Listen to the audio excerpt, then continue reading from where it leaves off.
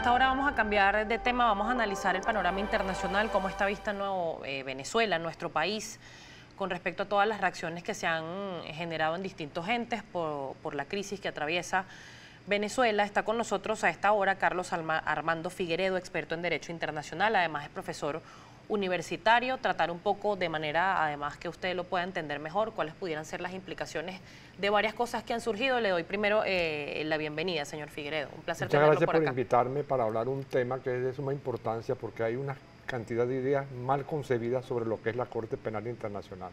Y es conveniente que se aclare que es un tribunal que no juzga a los estados, sino a las personas que hayan cometido crímenes previstos por el Estatuto de Roma. Eso es muy importante además, profesor, porque en un primer momento, cuando se conoció el pasado 18 de septiembre que se iba a hacer este documento conjunto entre varios países, está Colombia, Chile, Perú, Argentina, Paraguay, también se sumó Costa Rica y Canadá, la gente empieza a reaccionar, quizás pensando que una actuación de la Corte Penal sería como un tipo de sanción que hacen otros gobiernos. Basados en los artículos 13 y 14, ¿cuáles pudieran ser las implicaciones?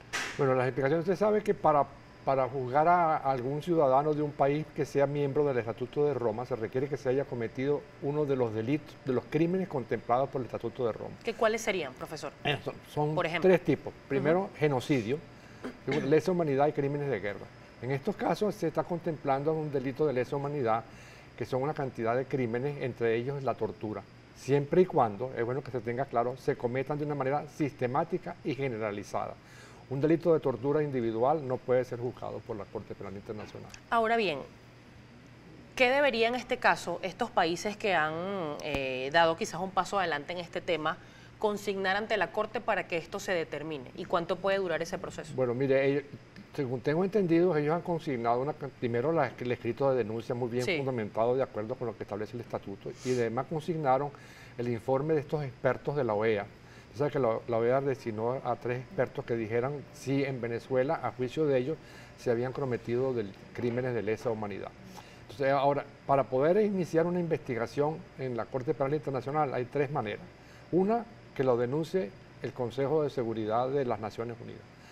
Otro, que cualquier estado parte del Estatuto de Roma, que son muchísimos, en América Latina todos, excepto Cuba y Nicaragua, lo denuncie. En este último caso, o cuando la fiscal, motu propio o por alguna información que tenga, lo hace.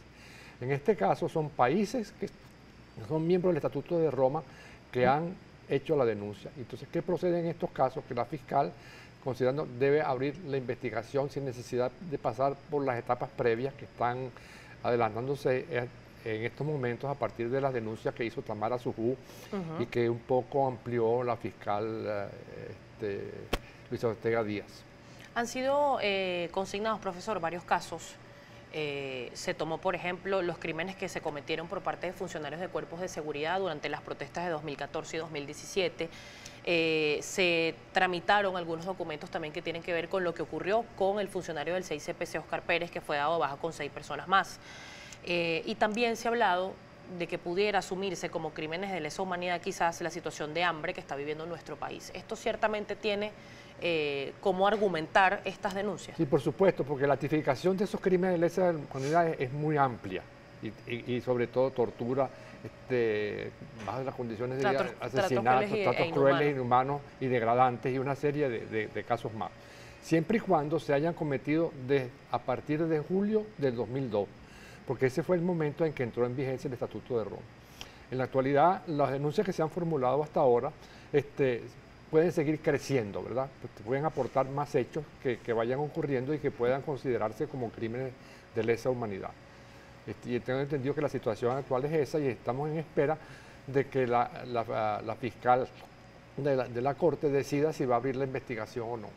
Ahora, han habido otras reacciones con respecto a estas denuncias, profesor, en el caso de Alemania, que aparentemente pudiera sumarse a este documento, pero ellos han dicho, o ha trascendido en algunos documentos de medios de allá, que pudieran juzgar al presidente por estos crímenes sin pasar por la Corte Penal Internacional. ¿Esto se puede hacer? No, en absoluto. El presidente tiene una inmunidad diplomática, en parte en condición de jefe de Estado, que solamente en casos en que haya una investigación en contra suya, en la Corte Penal Internacional y que se dicten medidas, podrían juzgarse, pero fuera de eso no se le puede juzgar. Ahora, profesor, según su experiencia, ¿cómo está siendo vista Venezuela en este momento, tomando en cuenta que funcionarios con nombre y apellido y cargo han sido publicados incluso en la cuenta oficial en Twitter de la Embajada de Estados Unidos en Venezuela? Hemos visto reacciones de la Unión Europea, la misma Federica Mogherini ha dicho que a pesar de que no quieren perjudicar a los ciudadanos venezolanos, no se va a bajar el tono quizás de las sanciones, pero se está buscando una salida acordada para recuperar la democracia, así lo ha dicho en repetidas oportunidades. Pero el gobierno de Venezuela, ¿cómo se ve afuera? Bueno, una de las cosas que ha preocupado más a la comunidad internacional es el estado de la situación de la migración de venezolanos. Hay cerca de 2.300.000 certificados por las Naciones Unidas que han salido del país por las condiciones inhumanas en las que están viviendo aquí, pues.